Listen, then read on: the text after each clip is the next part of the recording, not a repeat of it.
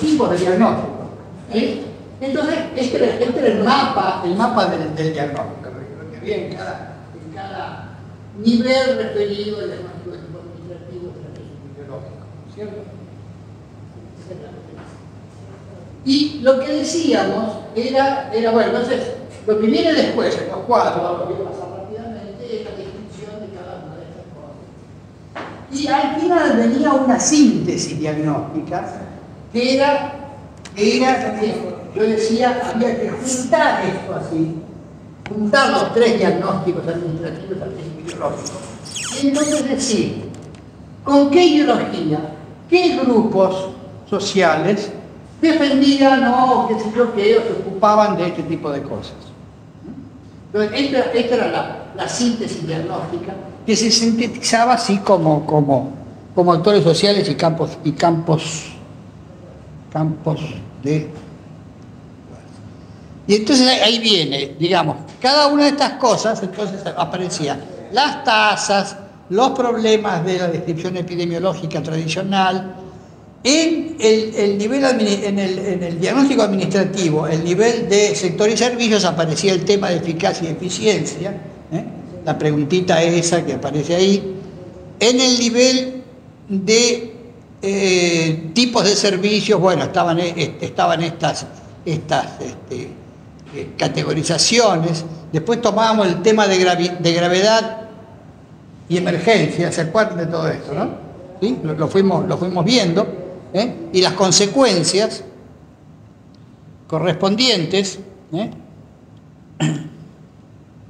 Después veíamos el problema de la efectividad, que ya correspondía al nivel administrativo, al nivel de sector, en el diagnóstico administrativo, y sigue. Después pasábamos al diagnóstico estratégico. Entonces, lo mismo que veíamos en el diagnóstico administrativo, lo veíamos en el estratégico ahora, tomando todas las categorizaciones sociales. ¿Sí? ¿Lo van siguiendo? ¿Se acuerdan? Bueno, después veíamos la temática del cambio, como cambios continuos o discontinuos. Lo que significan cambios adaptativos y lo que significa la crisis. Mostrábamos este ejemplo de datos de Suecia. Tomábamos datos de Suecia porque tenía información bien registrada durante un periodo de más de 100 años, y ahí aparecen entonces los cambios estos que son los que le dieron a algunos epidemiólogos para introducir la idea de que el trabajo es responsable de muchos de los cambios epidemiológicos que aparecen, porque aparece en las edades de incorporación, en que las personas se incorporan al trabajo, ¿no? Entonces relacionaba epidemiología con trabajo, este tipo de imágenes. ¿Cómo?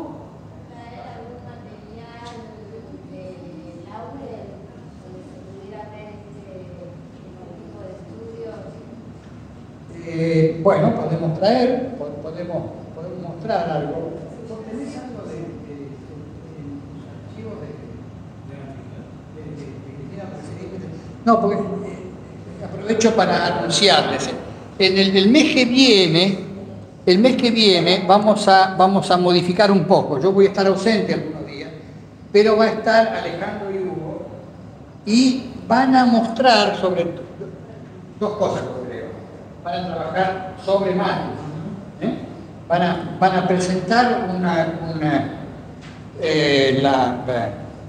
las ideas de Matus, que es un personaje muy importante en la planificación, no en la planificación de salud, en la planificación en general, en América Latina. Es un economista, era un economista chileno, ya falleció, con quien yo trabajé bastante, y tiene toda una concepción muy importante, se llama planificación estratégica situacional, Y eso lo van a estar viendo con Alejandro y con Hugo. Y tal vez el movimiento les incluya algo de lo de Cristina o de Jaime. Sí. Hay entre la edad de 1 y 10, la tasa se eleva notablemente, la tasa de mortalidad. Entre el 1 y el 2 se eleva en general. Ya a partir del 2 se estabiliza de la 8. Esto no es edad, es la tasa. Por eso, pero abajo está edad. ¿No? Acá es edad. Por eso, entre 1 y 10 años, ese cuando tiende a 1 se va a ir para arriba. Entre 0 y 10 años. Cuando tiende a 0 se va para arriba, porque eso de mortalidad. Cuando tiende a 0 se va para arriba, porque en esta. Tiende a 0, porque la tasa de mortalidad infantil es alta. Y baja muy rápido. No está también acá, pero digamos, ¿cuál es la tasa? Lo que estamos haciendo es esto acá, que la tasa de mortalidad infantil, es decir, la de menos de un año, que está por acá, digamos, es muy alta en la cohorte que va de 1840 a 1850, que baja rápidamente en la cohorte de 1910, pero sigue estando alta. Y después baja mucho más cuando se llega a este año, a 1961, acá debe estar por 20 y algo. No, mucho más abajo. ¿Sí? Sí, no. Esto está dibujado a mano por mí. No es una representación muy correcta. Esto se presenta para mostrar lo siguiente. Cómo en la época en que no se había originado la industria en Suecia, es decir, en la década de 1840 1850, no había industria todavía, una población predominantemente rural, dedicada al trabajo agrícola, cultivo, la curva de mortalidad sigue una curva muy regular. Muy regular. Cae primero, que hasta este cae, después comienza a subir. Y es una curva que ya está muy arriba en el gráfico. Son tasas altas todas. Después, cuando comienza el proceso de industrialización, aparece este fenómeno. Y está marcado diferencialmente. Si las cosas hubieran seguido como antes, la curva hubiera sido esta. Pero como se produce el proceso de industrialización y se incorpora gente al trabajo en estas edades, entre los 14, 16 y los 30 y tantos. La Primera Guerra Mundial no está ahí, ¿no? La Primera Guerra Mundial, bueno, está en la pareja también, pero este fenómeno. Una franja también de soldados de 20, 30. Sí, eso puede haberse, digamos, puede haber producido algo, pero el principal fenómeno que está descrito ahí, porque además es Suecia, que no tiene mucho que ver. No participa. Este es un fenómeno que aparece como consecuencia de la introducción del comienzo de la industrialización. Y se muestran dos cosas, cómo este fenómeno persiste ya 40 años después, sigue apareciendo la misma cuestión. Y además destruye otro mito de esto, que es que cuando avanza la edad se siguen muriendo más. La gente se sigue muriendo más. Esto lo utiliza mucho Cristina Laurel, cuando dice acá hay un fenómeno acumulativo. Una vez que se desgastó el cuerpo del individuo, ya perdió. No se recupera después, cuando deja de trabajar por él. No. Sigue muriéndose más. ¿Se entiende? Fíjese, si el fenómeno de la mejora de las condiciones generales, que es el que produce la caída, el descenso completo de la curva, esta curva es más alta, esta curva es más baja, esta es mucho más baja todavía. Si no hubiera existido este fenómeno, la curva hubiera sido de este tipo, la curva de mortalidad. En cambio, aparece esto y sigue después creciendo para allá. Esta es la interpretación de Cristina. Yo tomé esto de un trabajo de ella, que lo tomó de otros autores, de unos autores norteamericanos que estudiaron. Bueno, pero esto era para mostrar la secuencia que habíamos estado siguiendo, ¿eh? Bueno, después veíamos lo que Braille llama el perfil de clase. Entonces, seguimos estando en el nivel, en el diagnóstico estratégico, en el nivel epidemiológico, ¿no? Después, en el nivel de servicios, donde antes aparecía el tema de la eficacia y de eficiencia, acá aparece el proceso de trabajo como fundamental, lo que llamábamos quehaceres y cómo haceres. Pero siempre seguimos en lo que habíamos estado viendo en el diagnóstico, es decir, la forma de financiamiento corresponden entonces ahora al nivel del sector, siempre en el diagnóstico estratégico. ¿Sí? ¿Van siguiendo? Y después aparece la cuestión el diagnóstico ideológico. Entonces establecíamos este cuadro, ¿se acuerdan?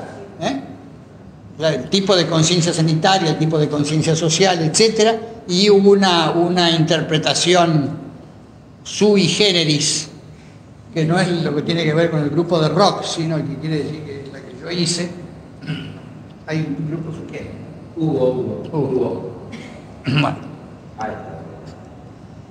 Y esta otra era digamos, para explicar las respuestas frente a los distintos tipos de conciencia sanitaria, etcétera, etcétera. Es decir, todo esto era lo que conformaba la cuestión del diagnóstico. Cuando después veíamos la cuestión de los indicadores tradicionales y estratégicos, el uso que le dábamos a los indicadores,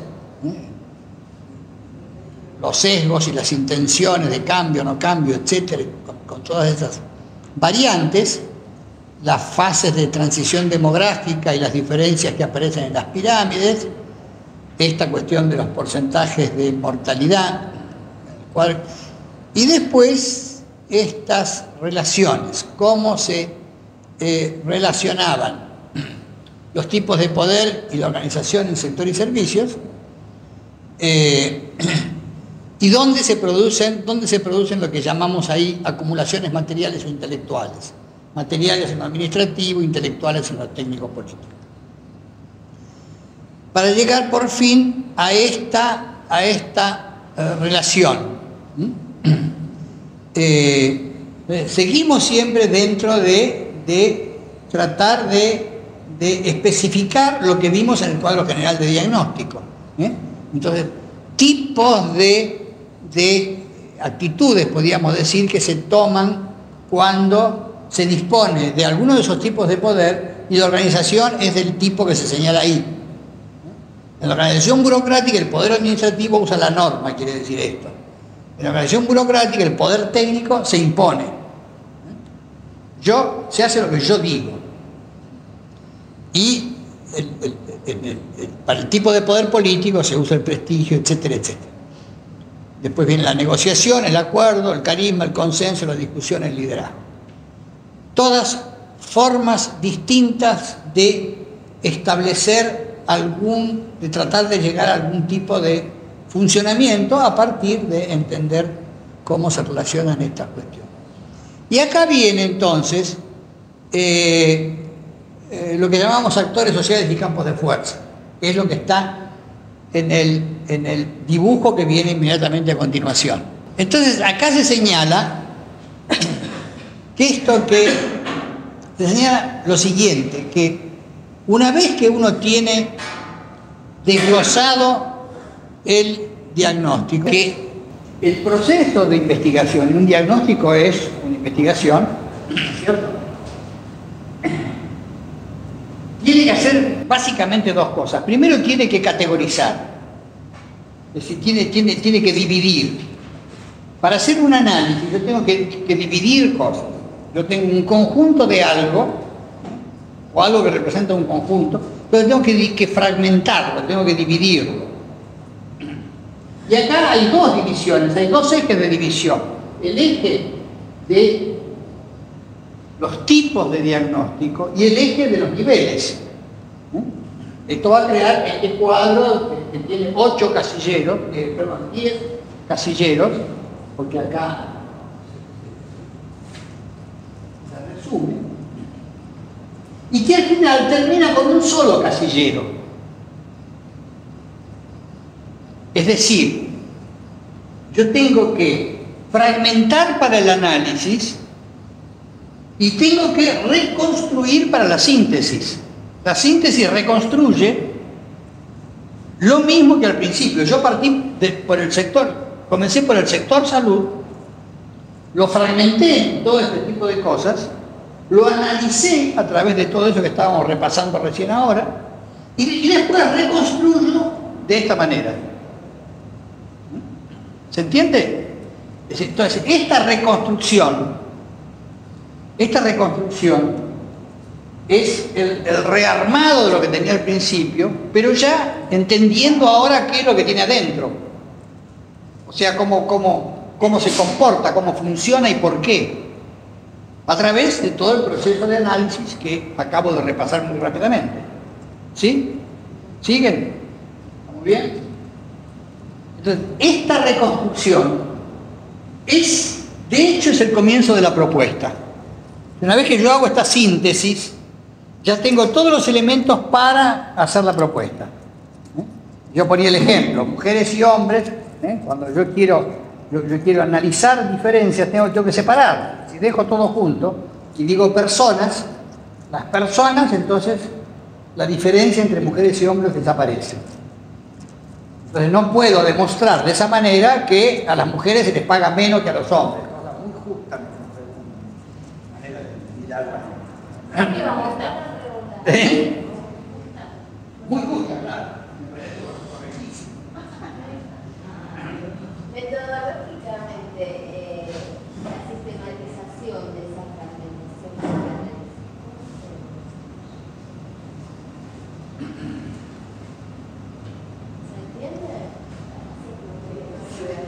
¿Por qué esa fragmentación y no otra? No, digo, la construcción operativa en sistematización de análisis, aspectos puede ser el objetivo, tiene que haber una materialidad. ¿Cómo se hace? Bueno, a ver si entiendo a través de lo que... A ver si entiendo la pregunta.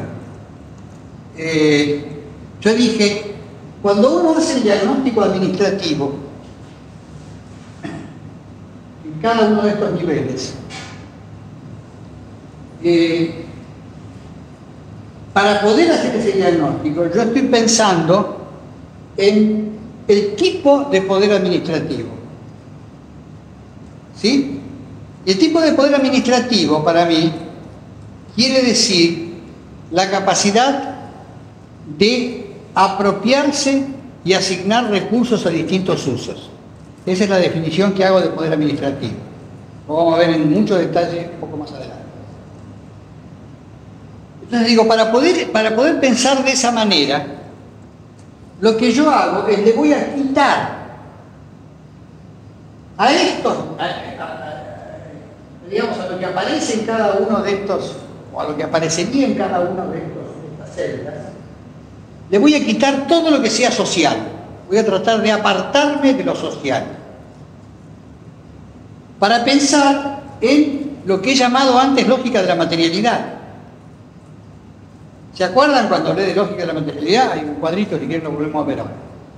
Entonces, para pensar en lógica de la materialidad, voy a decir, me voy a apartar de lo social para afuera. Aún sabiendo de que no voy a poder. Porque cuando hablo de demografía, tengo que hablar de sexo y edad, y en consecuencia lo social se me mete, aunque yo quiera apartar. Pero no voy a hablar de demografía por clase social, por ejemplo, eso no. Voy a usar lo mínimo posible. Lo que... Descriptiva. ¿Eh? Descriptiva. descriptiva y apartándome lo más que pueda de lo social. ¿Sí? Y entonces me van a resultar estas cosas, tasas demográficas, de morbilidad, mortalidad, bla, bla, bla, que es lo que estuve mostrando después cuando hice el plan. Y lo mismo acá, lo mismo acá. Voy a tomar las categorías más tradicionales, la clasificación de causa de muerte por el manual clásico, etc. Es decir, si ustedes comparan estas dos columnas, van a ver que acá aparecen cosas sociales. Digamos, lo más próximas posibles a lo que sería clase social, que es para mí, en mi concepción, digamos, lo más representativo de lo social. Pero también uso aproximaciones. Acá, por ejemplo, hablo cuando hablo de tasas de morbilidad, voy a usar macro referencias geográficas. La tasa de mortalidad del país, o de la provincia, o del municipio, si ustedes quieren, según el nivel que esté estudiando. Pero cuando vaya acá, me voy a referir a la microlocalización. Microlocalización, ¿qué quiere decir? En el municipio me voy a referir al barrio, si puedo. ¿Por qué? Porque si yo conozco el lugar, sé que el barrio es una aproximación, no muy buena, pero una aproximación a la clase.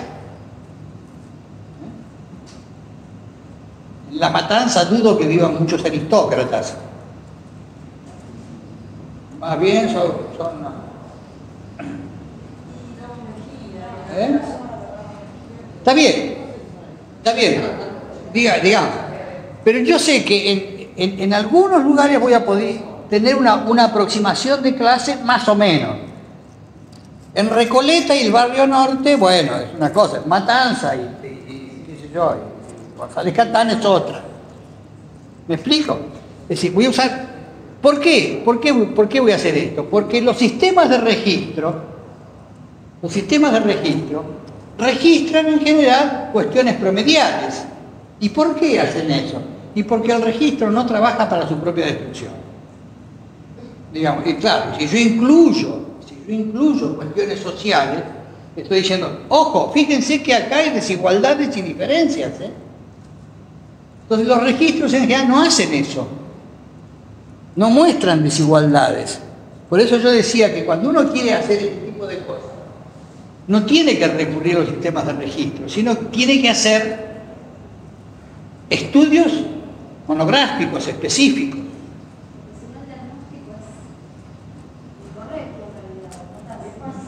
¿Se dan cuenta? No, por eso yo lo mantengo separado para mostrar esas diferencias. Si yo no tengo todo junto, desaparece. Entonces, así como acá hablo de un poder administrativo, acá hablo cuando hablo de lo estratégico, estoy pensando en el tipo de poder político.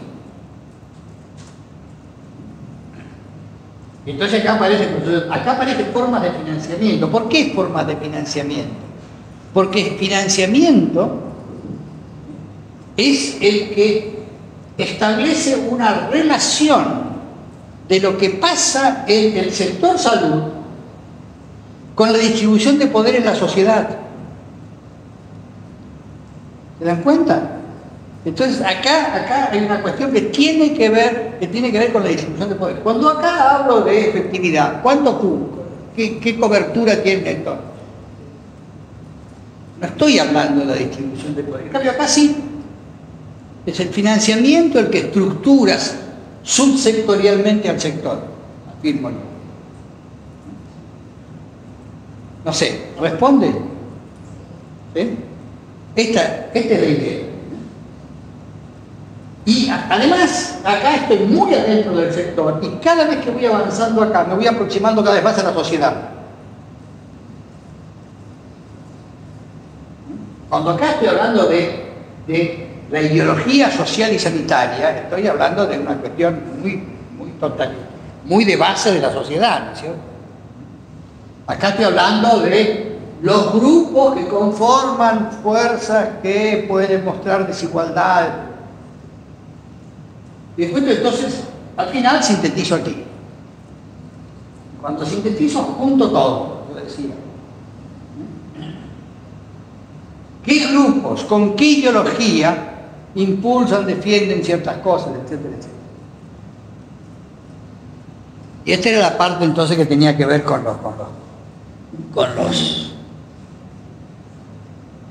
los actores sociales, ¿no? ¿Alguien? ¿Más preguntas? Digan.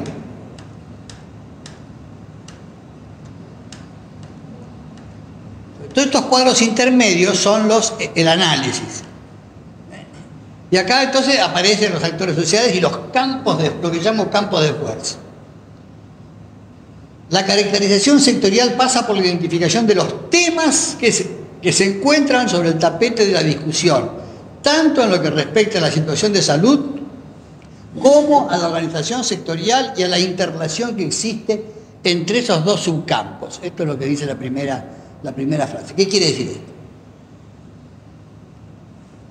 Una vez que yo hice todo el análisis, tengo que ahora caracterizar el sector. Y esta caracterización pasa entonces, ¿qué es lo que voy a hacer?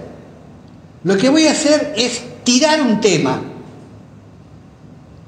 y ver cómo se organizan los actores alrededor de ese tema. Es decir, lo que yo quiero hacer ahora es obligar al sector a que hable de sí mismo y diga yo soy así. Esta idea está tomada directamente del trabajo de René Luró, que se llama análisis situacional. Análisis institucional. En ese texto, Luró habla de lo que él llama el analizador. Y el analizador es un tipo que trabaja en una institución y que de repente dice, esta institución es una mierda, por alguna razón. O, digamos, dice algo con respecto, provoca a la institución a que hable de sí misma. O sea, va a venir alguien y decir, no, esta institución no es una mierda, institución macanuda, que se yo, fenómeno, porque hace esto, aquello, bla, bla. Habla de sí misma. Entonces, cuando uno tira un tema de estos, y es lo que yo quiero hacer acá, es tirar un tema, o mejor dicho, no tirar un tema, sino que elegir el tema que en ese momento, o los temas que en ese momento estén en discusión dentro de salud. Siempre hay alguno, que medicamentos, que el costo de los remedios, que la consulta, que el aborto, que no sé qué. Siempre hay alguna cosa que esté en discusión. Entonces, frente a esa cosa que esté en discusión, va a haber actores que tienen que ver con la salud que se manifiestan. Y salen la CGT y dicen, no, de ninguna manera, no se puede. Y viene otro grupo, qué sé yo, y dice otra cosa. Entonces, hablan de lo que opinan sobre ese tema. Bueno, lo segundo que dice ahí, los actores sociales no son actores de salud. Los actores sociales están en el espacio de la sociedad. Y esto es muy fácil demostrarlo. De repente a algún funcionario de gobierno se le ocurre, bueno, vamos a hacer un programa de participación para participar en la cuestión de salud.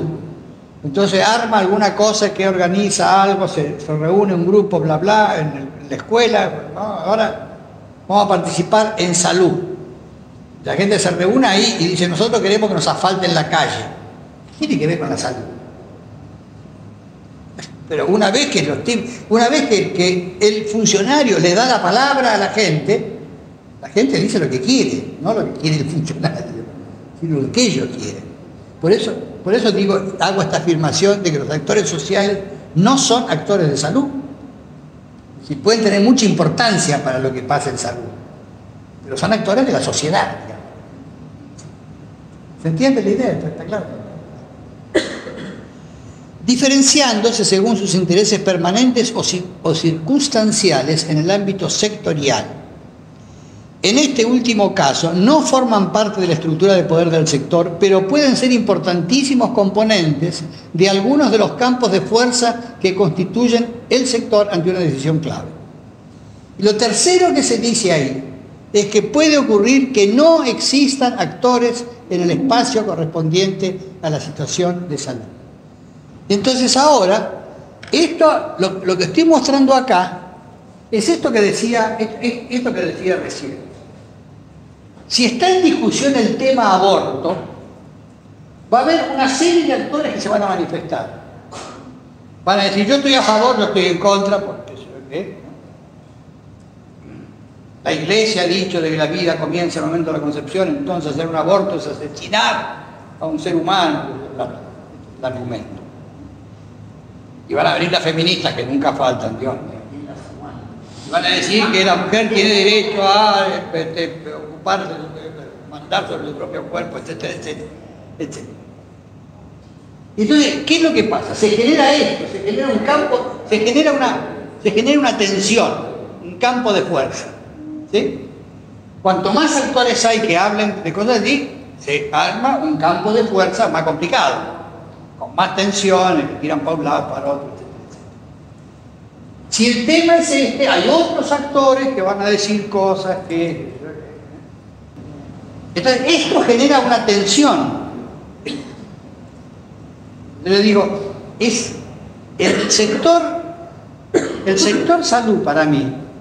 Ahora ya no lo voy a definir taxativamente y decir el sector salud está compuesto por esto y aquello, sino que está formado por la articulación de todos los campos de fuerza que se gestan frente a estos temas de debate. Ahí es donde se juega el partido de la salud. En esas múltiples tensiones que se generan en estos espacios. Claro, es para el diagnóstico ideológico. No hace falta. Claro. Sí, igual yo creo que los técnicos sí, como dice, me parece que hay que dar información técnica, pero también hay que poder tener la capacidad de poder abrir esto a la discusión. Uno sabe de la técnica para el estudio y tiene que estudiar mucho. Si no es peligroso, si no es peligroso, yo voy a terminar con el estudio por ahí interesante, por ahí. Yo, por ejemplo, estoy articulando algunas cositas en un euro donde hace 20 años era imposible, o menos de 20 años, era imposible que se juntaran ciertos actores, como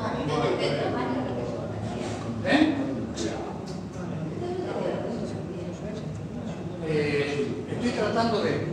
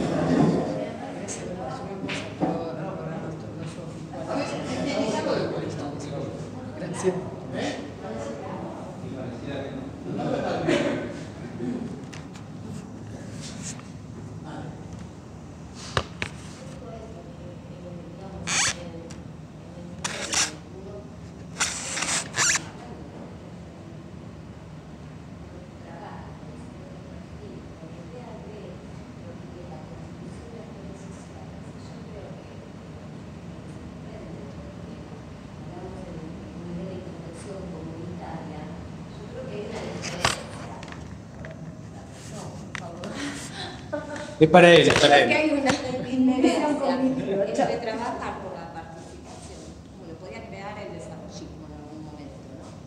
Y constituir actores sociales que puedan constituirse como eso, como actores sociales para influir en el poder político, pero con otro perfil, ¿entiendes? No con dar una calle.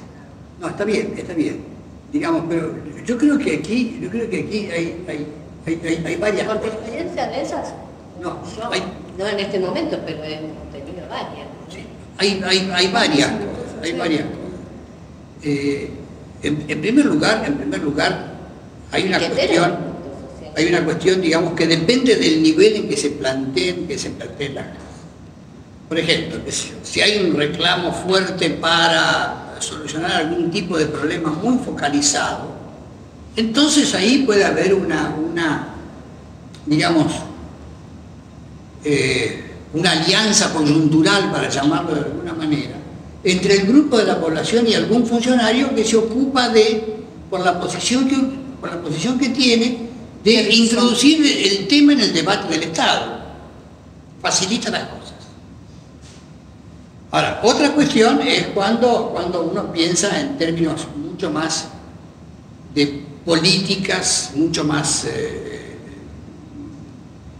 transformadoras, una política de cambio, donde ahí las cosas se plantean de otra manera.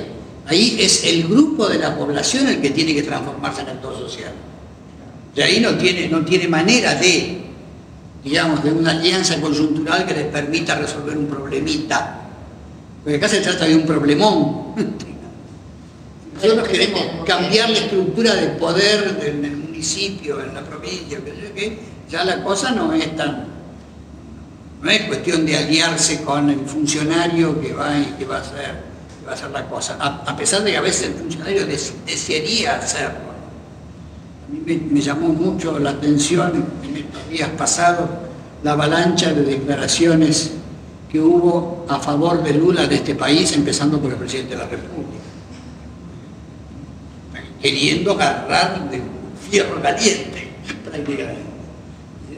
Entonces, esto es lo que uno tiene que estar prestando la atención permanentemente, cómo se arma esta cuestión. Entonces ahí hay un cambio de nivel. Lo cierto es que también en muchos casos hay lo que yo llamo una participación manipulativa. Esto era lo que venía a continuación, me parece. Me adelanto un poquito.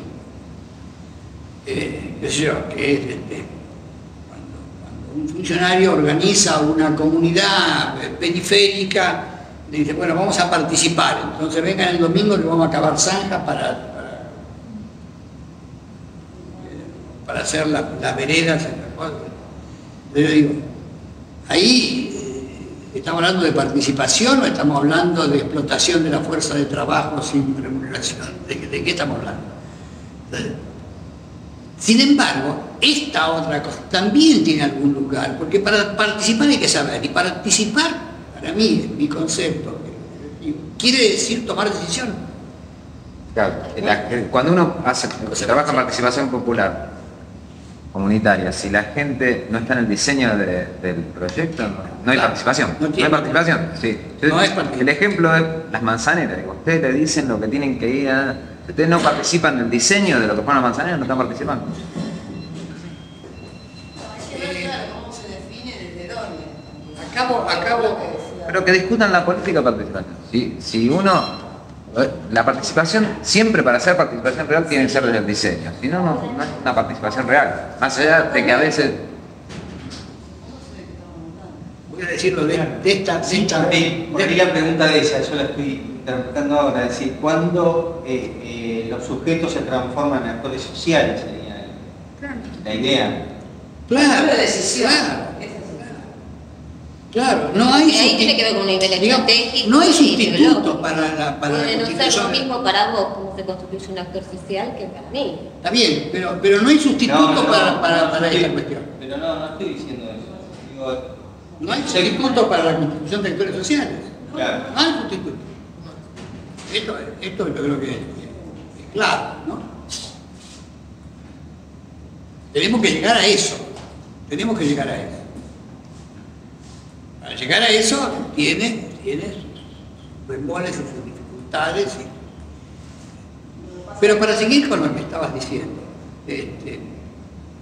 yo tengo contactos con los dos principales grupos políticos, los que tengo contactos son la CTA y el ARI. La semana pasada leí una carta abierta de un militante del ARI, dirigida a Lilita Carrió, porque se le mandó, puedo decir el nombre porque se la mandó todo el mundo. No, Pablo Caruso, militante de la zona de Loma Zamora, Quilmes. Y entonces le pregunta a Lilita Carrió, ¿dónde se discutió? ¿En qué instancia del área se discutió las cosas que usted está proponiendo? A Lilita Carrió. No. Y es verdad. Es verdad. No ha habido ninguna participación en el diseño, participación amplia, digamos, un grupito de iluminados, nosotros, y resolvemos que vamos a presentar tal cosa como las propuestas del área. Este es el mismo, exactamente el mismo caso. Sigue siendo formal la participación, pero participación real. No hay. Siempre es otro el que termina decidiendo. Lo que pasa es que no es fácil compartir el poder. Nada. No es fácil la idea de Yo digo, instancia de decisión, yo digo, lo que fuere, y bueno, no es fácil tener que compartir. no, no es fácil. No es fácil y además la tentación autoritaria es permanente. Y es permanente. Es permanente. Sí, y a veces Me lo dijo una vez muy clarito Rolando García. Me dijo, yo creo que la mejor herramienta administrativa es la ametralladora.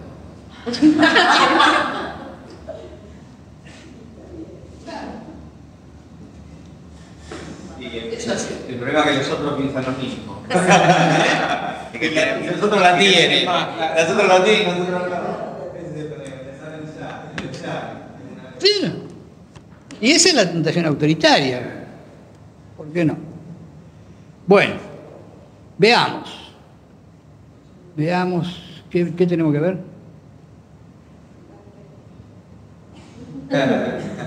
No, vamos. Vamos a seguir. ¿Dónde estoy? ¿Dónde estoy? Acá. Acá está. Entonces ahora, a ver qué aparece aquí. Bueno, entonces ahora yo voy a definir estas dos cosas. Voy a definir dos programas. Uno se llama avance limitado y otro se llama reforma sanitaria. Entonces, el avance, voy a llamar avance limitado a alguna modificación en lo que se está haciendo que no significa una modificación en la estructura de poder.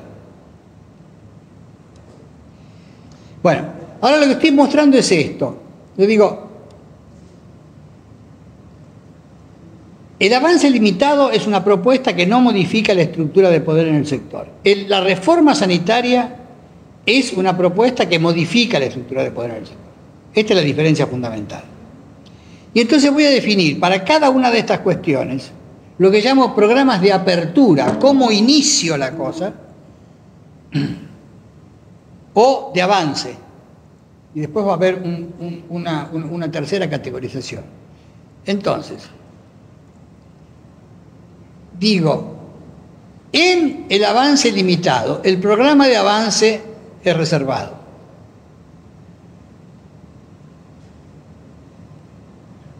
Y determina la apertura. ¿Qué quiere decir esto? Quiere decir, yo no digo qué es lo que quiero hacer. Lo que quiero hacer es que los consultorios del hospital trabajen 10 horas en vez de 4 horas a la mañana. Esta cuestión no va a modificar la estructura de poder en el sector, ¿no es cierto? Pero significa que alguna gente se va a sentir molesta por alguna razón, van a patalear un cacho, qué sé yo, cosas de este tipo. Este programa de apertura ahora lo voy a hacer público. ¿Sí? Y va a generar el avance. La cosa va así. Si yo quiero hacer una transformación menor, si digo que quiero hacer esa transformación menor, de entrada, me voy a echar encima a aquellos a los cuales esta transformación les va a resultar alguna molestia, alguna incomodidad, qué sé yo qué, por alguna razón. Eso es raro. Y claro, si vos de entrada decís, vamos a instalar los consultorios a la tarde en el hospital para que la gente tenga más horario de atención y qué sé yo qué, te van a venir los médicos, las enfermeras y la gente de la limpieza para decir, no, pero entonces me van a prolongar el horario, no, bla, bla, bla, está maquinado. es de alguna manera, es de alguna manera. Por eso, la idea del programa de avance que yo tengo me la reservo, no digo nada, no digo nada. Pero voy a plantear una apertura, un programa de apertura que sea otra cosa, que no tiene nada, digamos, tiene que ver con esto, pero es, por ejemplo, voy a introducir el tema a través de una discusión, a través de los medios, diciendo qué barbaridad que los hospitales no trabajen en la tarde, que algún comentario que venga de afuera, y que me obligue a mí entonces a decir, bueno, está bien, atendiendo al clamor público vamos a tener que hacer esta cuestión. ¿Se entiende? Tengo que hacerlo, pero tengo que instalarlo en alguna parte, digamos, de la sociedad para que el reclamo venga de ese lugar, de adentro. Les cuento, en el año que sería, o sea, cuando Regini Frondizi era rector de la Universidad de Buenos Aires, ¿se acuerdan? Esto estamos hablando del año 50 y 1958.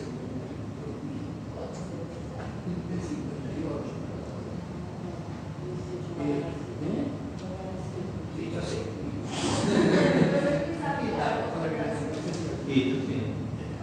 Uno que sí, de la base. Yo trabajaba en el doctorado de la universidad como estaba encargado de becas.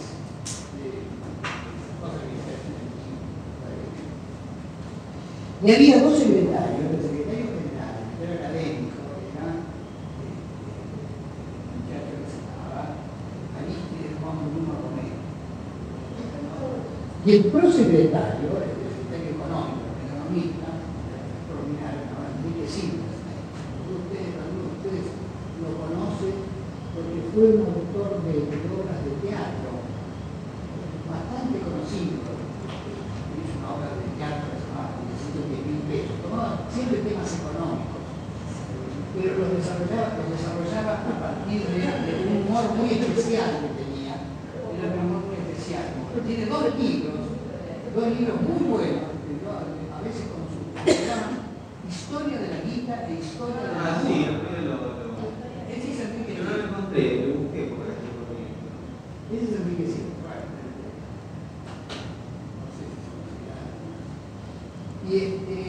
Y entonces habíamos tomado una cuestión, creo que muy conveniente,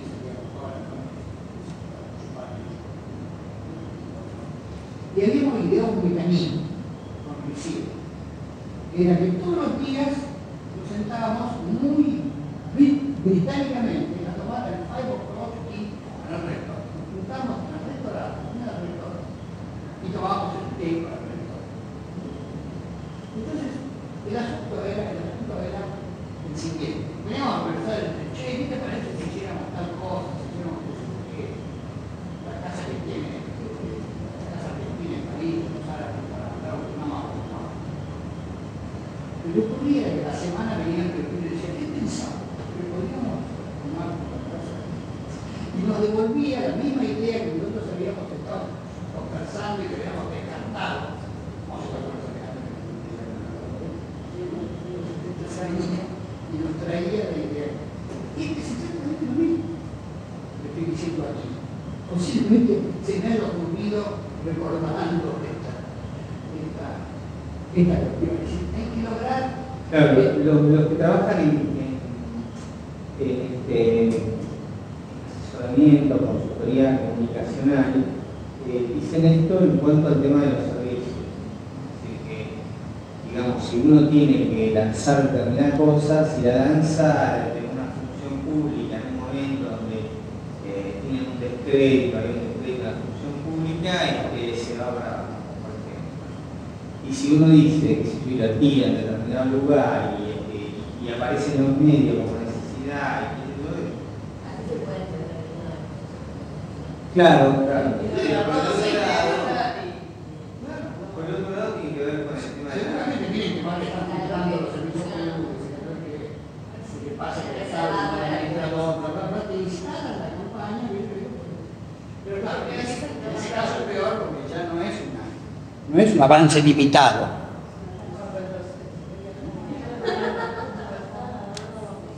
Porque acá, cuando hablamos de reformas sanitarias y cuando queremos cambiar la estructura de poder en el sector, la cosa es distinta. Le digo, la apertura no empieza por el avance, empieza por la apertura real y como una cuestión material que va a generar una intermediación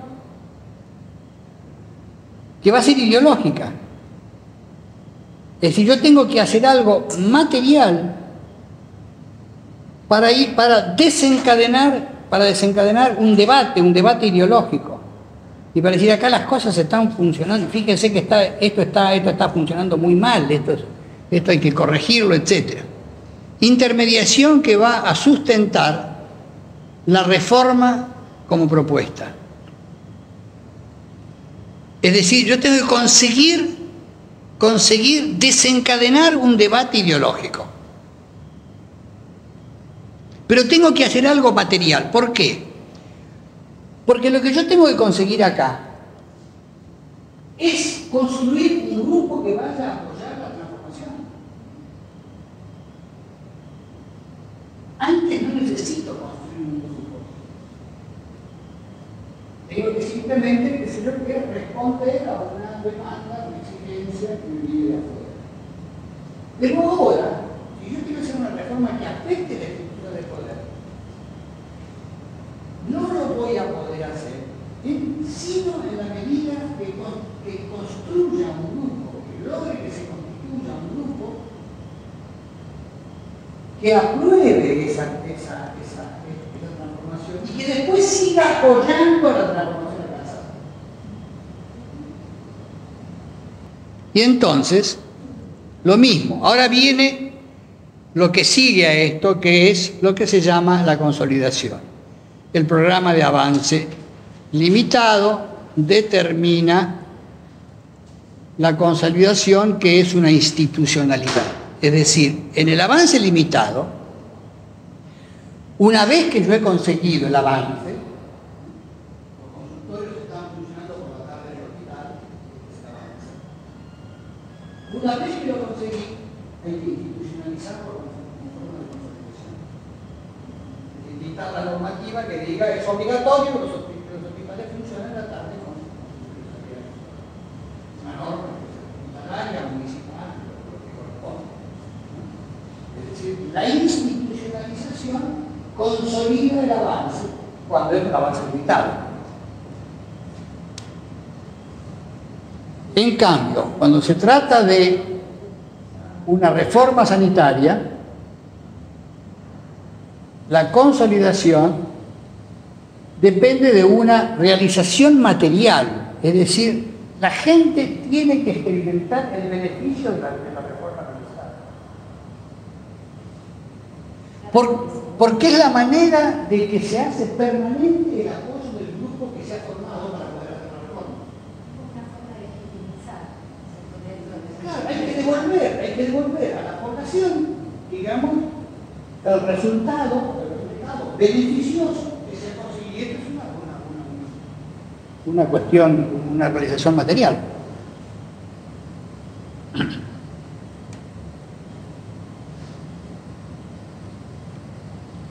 Bueno, y ahora viene esta otra cuestión.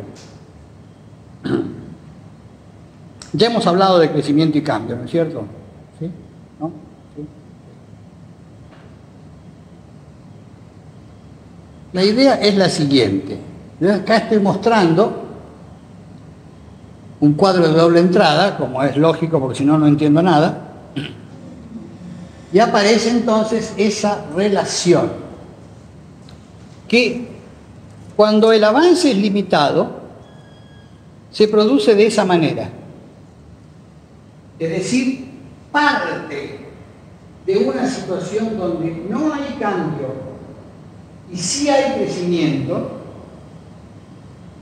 para pasar por una situación donde se crece y se cambia,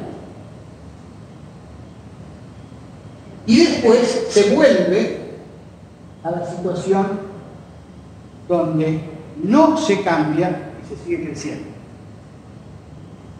¿Se entiende?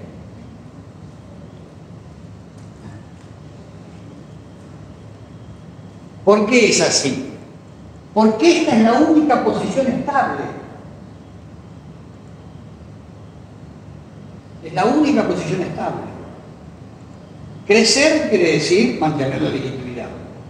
No cambiar quiere decir que las cosas se pueden seguir reproduciendo de la misma manera. Entonces, para conseguir un avance limitado, hay un momento que se quiere cambiar algo. Pero ese momento tiene que ser lo suficientemente acotado en el tiempo como para no crear una dificultad. Esta es una posición favorable, tal vez, pero muy difícil de mantener. Está todo el tiempo creciendo y cambiando. El otro caso es la reforma sanitaria, y entonces acá la cuestión es más complicada.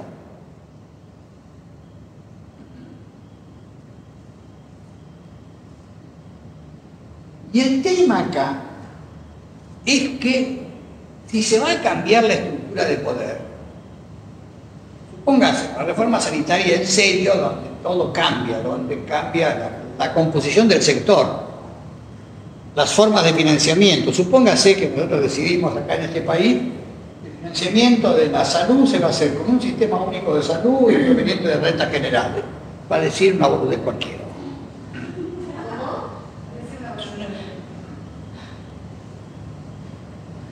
Eso no es que cambie la estructura de poder en el sector salud, cambia la estructura de poder en la sociedad argentina.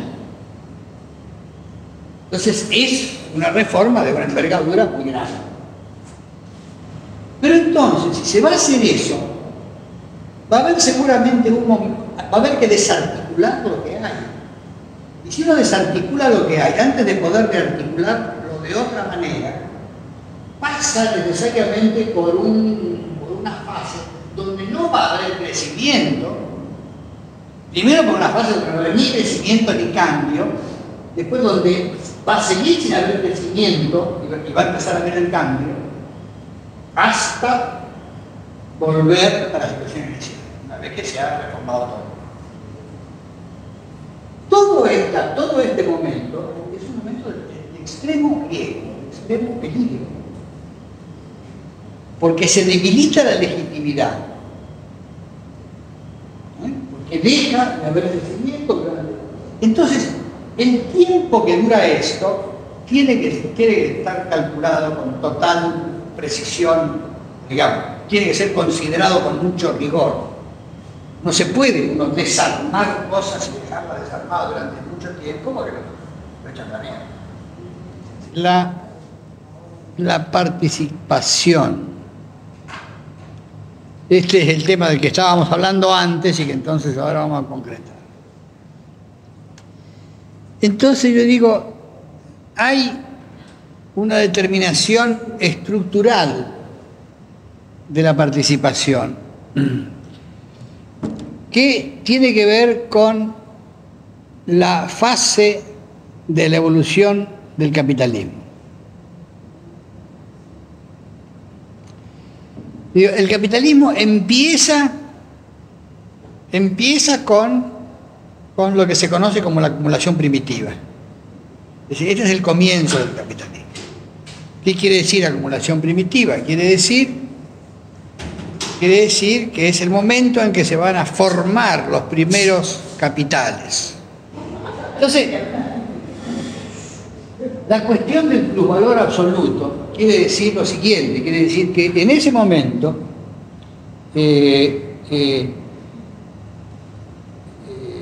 digamos, la idea del plusvalor absoluto se logra cuando se trabajan muchas horas.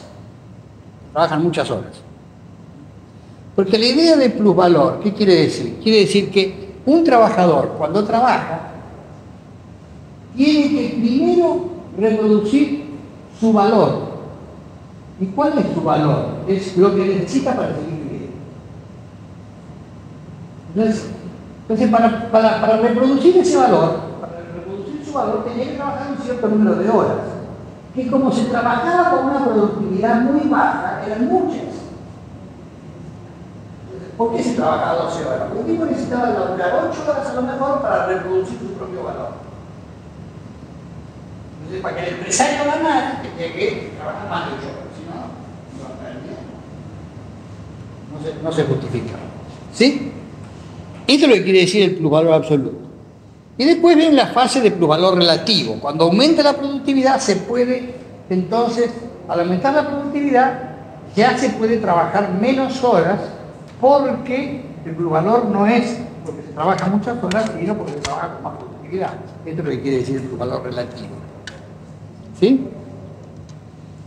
Y después viene la fase de capitalismo maduro, el capitalismo postindustrial, etc.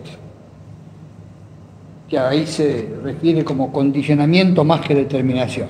Bueno, capitalismo maduro quiere decir entonces cuando ya se llega a la jornada de 8 horas, etcétera, etcétera, y el postindustrial, todo lo que significa la mecanización, automatización, informatización, etcétera, etcétera, etcétera, que es lo que estamos. Y las otras determinaciones, la determinación coyunturales, que vamos ahí, la lucha política. La lucha política. Es decir, en la medida en que haya capacidad de lucha, podremos estar en condiciones de exigir mayor participación. Es lo que hacen muchos de los grupos que actúan ahí, que piden una mayor participación a través de conformar grupos que establecen esas condiciones. La justicia social y sanitaria, la solidaridad. Y lo que se marca ahí es la necesidad de integrar las determinaciones estructurales y coyunturales. ¿Por qué? Porque en estas fases, sobre todo en estas primeras fases, es prácticamente imposible que haya participación. No están las condiciones dadas para que haya participación. No están las condiciones dadas. Por lo mismo que estuve relatando. El tipo tiene que trabajar 14 horas diarias. Y además hay oferta infinita de mano de obra. Como lo describe Lewis en esta etapa manchesteriana, no hay forma de que se pueda participar. Es decir, hay que llegar a esta fase, la del valor relativo, y a esta capitalismo maduro, para que haya entonces una posibilidad de una determinación estructural de la participación. ¿Se entiende lo que quiero decir con esto? ¿Sí? En cambio, ya en el capitalismo postindustrial la cosa vuelve a cambiar. La cosa vuelve a cambiar. Y lo que estamos viendo en esta etapa de desempleo es que el nivel de participación cae. Cae, porque el que reclama participación simplemente lo raja. Y que tiene que ver además con todo lo que es la desvalorización del trabajo. Bueno, niveles. Yo digo 3 niveles en la participación: la tarea, la información y la decisión, lo que estábamos diciendo antes, ¿no es cierto? El único verdadero es el de la decisión, ¿sí?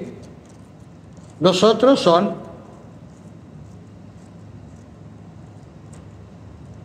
el objetivo de la participación. Para mí, en el caso de salud, debería ser este: la ruptura de las barreras entre población y personal de salud.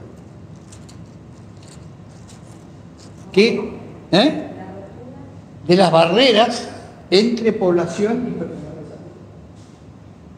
Yo digo, acá está la doble barrera que yo menciono, es la doble barrera ideológica, la de trabajadores de salud, que generan una barrera a su alrededor diciendo los problemas de salud son problemas de los trabajadores de salud, y esto se potencia en el caso de los médicos, obviamente. Los problemas de salud son problemas de los médicos, decimos los médicos.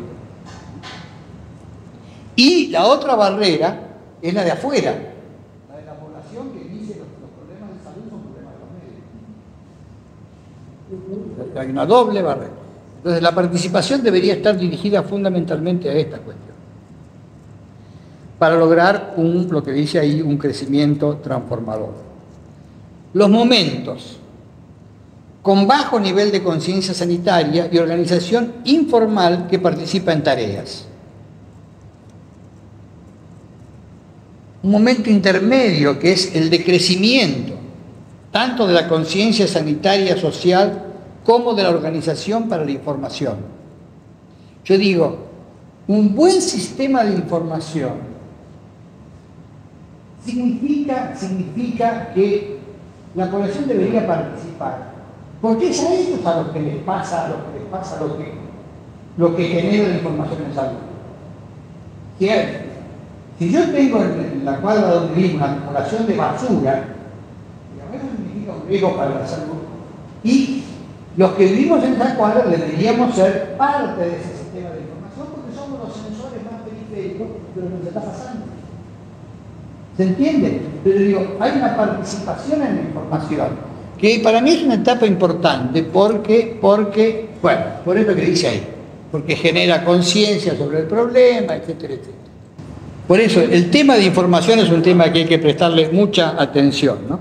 Y después, el momento participativo pleno, que es realmente cuando no solo se participa en la información y en la tarea, sino que se participa en la decisión. Esta es la forma en que yo veo el tema de participación. Bueno, hasta ahí.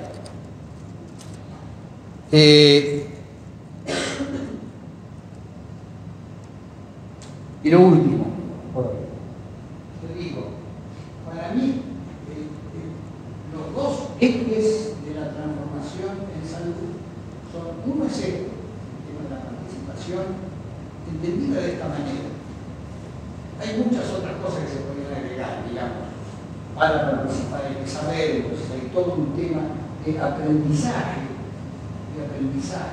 que debería ser realizado en términos de el aprendizaje a la manera de Paulo Freire. Aprendizaje para la liberación. Esta forma de aprendizaje donde se va construyendo bien el trabajo europeo, donde además se reconoce la existencia del conocimiento que da el contacto con la vida, con la práctica, y se lo va desarrollando cada vez más, orientando esta forma de aprendizaje. Porque también hay un aprendizaje manipulativo, ¿cierto? Las cosas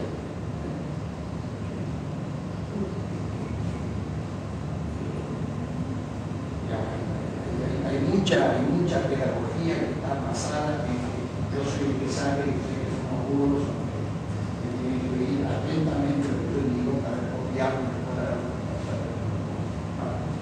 todo eso. Y la otra cuestión es la de la dirección interna. La interna, digamos, combinada con formas externas, son las que permitirían pensar en la formación. Bueno, ¿algo más? Si uno no tiene eso, puede mandar, si no hay decisión política, hacer esto no se puede hacer. Desde la apertura a la pedagogía de frente, si no hay una decisión política se puede hacer esto, no se hace. Después de la única forma se sostiene, si uno no puede hacer esa base, después lo puede sostener con la misma gente del barrio de la base. Sí. Pero para la apertura tiene que haber una decisión política, porque si no. Se puede llegar a presionar también. Claro, el asunto es Digamos que la decisión política sea favorable. Es una decisión política de los grupos, no necesariamente del poder, claro, el grupo de abajo hacia No, por eso, a través de la presión, bueno, uno necesita que no puede siempre necesitar más que una mujer. Pero si uno siempre, claro, espera que la decisión política baje, no, digo, la decisión política de los propios actores de ese caso. no, sí. Hay que aprender a tomar. Bueno, ¿Cómo seguimos? ¿suspendemos aquí? Sí. ¿Cómo seguimos? Si terminamos este texto. Vamos a trabajar ahora sobre el segundo texto que se llama Pensar en Salud. Comprar libros. Más cortito. Es difícil, Mario. ¿Cuál?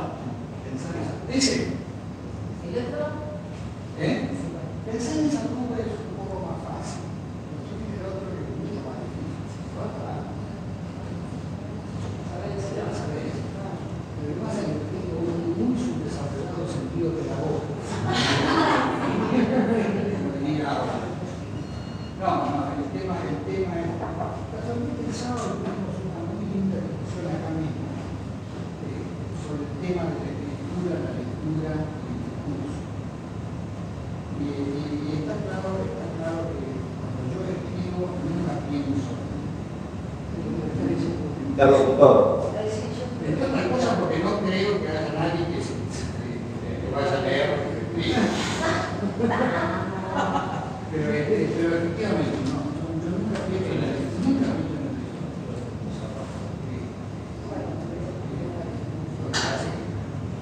Y además, porque no se puede hablar escribo.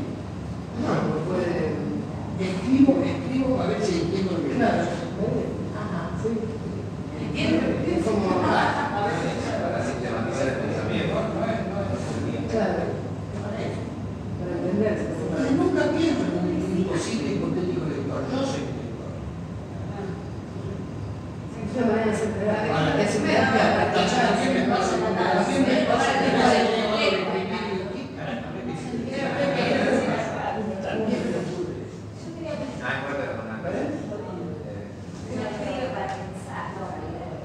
pero bueno, yo creo que ahora con estos debates la cosa que viene un poco más clara. La otra cosa, ¿no? Esto a veces es sencillo. La otra cuestión es que yo no quiero dar un texto terminado, de ninguna manera. Y la otra es porque yo lo repito permanentemente, no crean lo que yo les digo. Es esto que tiene que ver con cuál es mi historia personal y cuál es la historia personal de nosotros. Yo lo único que puedo ofrecer es algo que yo pensé en determinado momento y escribí en determinado momento, digamos, como impulso o estímulo para una propia reflexión. Yo digo, yo leo a Habermas, me encanta leer a Habermas, pero digo, yo querría verlo a Habermas en La Matanza, hablando de la comunidad ideal del diálogo. La comunidad ideal del diálogo es una de sus propuestas. Hay que crear comunidades ideales del diálogo, donde todo el mundo dice la verdad, pero todo el mundo es veraz, y donde digamos, se hacen propuestas que son diálogos. A mí me sirve para pensar, bueno, ¿y esto acá qué hago con esto acá? Sin embargo, claro, por ahí se juntan muchas cosas, pero digo, en La Matanza se están dando cuestiones muy interesantes, sectores, yo lo que quería decir antes, hay sectores que hace 5 años atrás no se podrían preguntar, como son los organismos de derechos humanos, la iglesia, la comisaría del barrio, el organismo no sé dónde, esto y lo otro, armando cuestiones que tienen que ver para pibes, para una serie de cosas, porque en realidad los tejidos, lo cual la otra vez tuve una experiencia así. Acá por un lado me da pena porque yo mientras estudié trabajé en una fábrica Borger, que es una fábrica de motores, y están totalmente vacías, ¿no? Y en la parte de atrás, que es el barrio, están estas experiencias, ¿no? Con la gente que van a estar sacando las chapas de local pobre para construir determinadas cuestiones comunitarias sobre las propias, ¿no? Pero yo digo, estas organizaciones de tiempo atrás, como la PDH, o no podrían sentarse a charlar con el comisario, digamos, con la iglesia y con el comedor, es imposible sentarse a dialogar, porque había cuestiones diferenciadas, pero yo participé de una reunión así, digamos, ¿verdad? Me parece sumamente interesante. Seguro. Esos procesos van procesos que no sabemos dónde van a disparar. Porque lo de la PDH decía, nosotros, bueno, estamos conformando desde lo social una cuestión que queremos que se transforme en política. Y la iglesia, las mujeres del comedor, digamos, de la parroquia, dicen, nosotros estamos en el lugar que tenemos los pibes, el pase al cine, y nosotros en la política nos metemos, y ahí todos unos debates, pero están haciendo política. ¿Se entiende? Son procesos que a mí me llamó poderosamente la atención, muy interesante, donde por ahí en el barrio de enfrente, por ahí está el Terete con sus piqueteros, y qué sé yo, es otra la organización, y diferente el tema del diálogo, de la ruta para este lado de acá, es otra historia.